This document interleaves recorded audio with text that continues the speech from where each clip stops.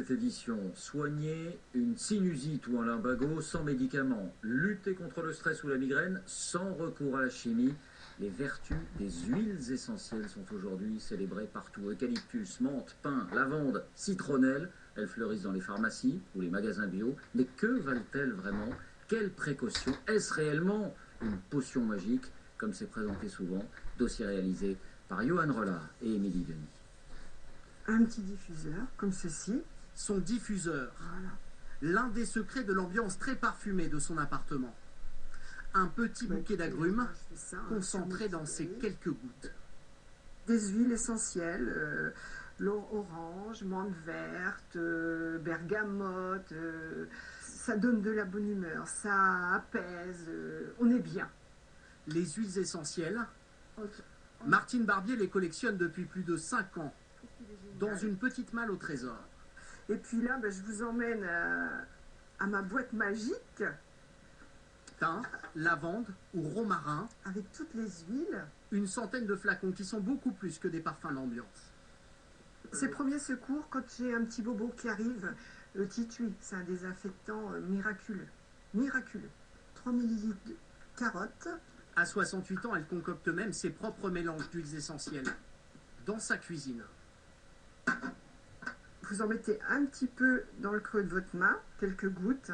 Je fais ça, pareil, et je masse donc l'endroit douloureux. Et après, on a 20 ans. Et mesdames, on reste belles. Cette médecine alternative, les Français en sont de plus en plus accros. 20% de croissance par an. Alors, quelles sont les vertus de ces petites fioles? Et ces extraits naturels sont-ils toujours bons pour notre santé? Pour le comprendre, tout commence au milieu des champs. Là, on est sur notre petite parcelle un peu expérimentale. Donc, on a les lavandins, on a un petit peu d'hélicryse ici. De l'autre côté, nous avons les romarins, le thym avec ses petites fleurs roses. Toutes ces plantes ont un point commun. Elles sont aromatiques, parfumées. La condition pour être transformées en huiles essentielles. Sent bon. Et ce couple doit les surveiller de très près. Car chaque espèce, comme le romarin, doit être récolté au meilleur moment.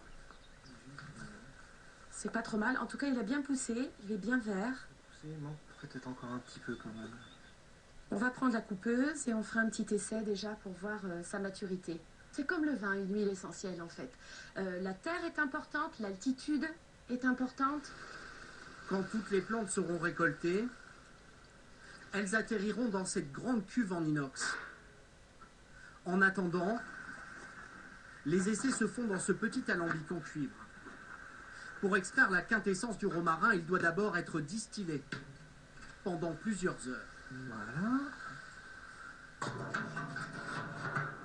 On met l'eau donc à chauffer à peu près à 95-100 degrés. On met la plante dans la colonne.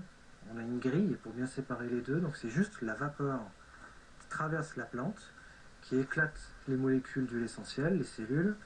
Ça les transporte par le col de cygne, tout simplement.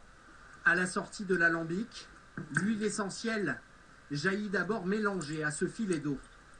Mais très vite, la voici qui apparaît nettement à la surface de ce récipient. Une fine couche de liquide qui surnage. L'huile essentielle plus légère que l'eau peut ainsi être récoltée. C'est quand même beaucoup pour chose. C'est vraiment le concentré de la plante. C'est environ 400 kg de plantes pour 1 litre d'huile essentielle. Un concentré de plantes et de principes actifs, de plus en plus prisé des consommateurs. Dans cette boutique spécialisée, plus de 200 références sont en vente.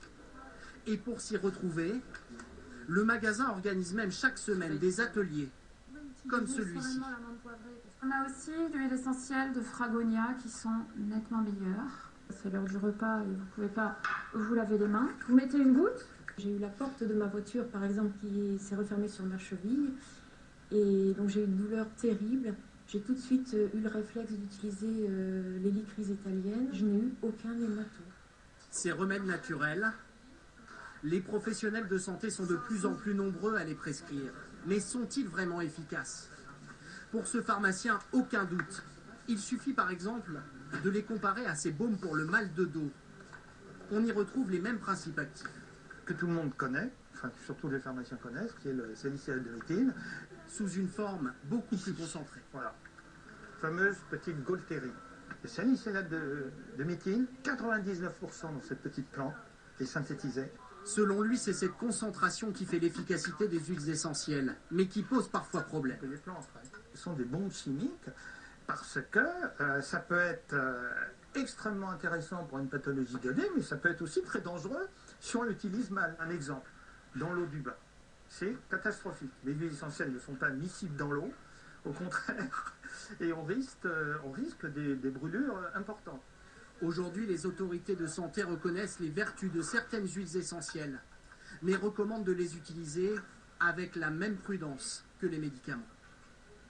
Voilà, merci de nous avoir suivis. Vos rendez-vous par En mode d'emploi, La France coupée en deux avec Philippe Verdier, la série Major Crimes, et à 23h, donc mots croisés, Collège qui a raison, autour d'Anne-Sophie Lapix. On parlait d'histoire et du roman national. On se quitte avec un symbole de la puissance de Louis XIV. La fontaine de Latonne dans le parc du château de Versailles brille à nouveau.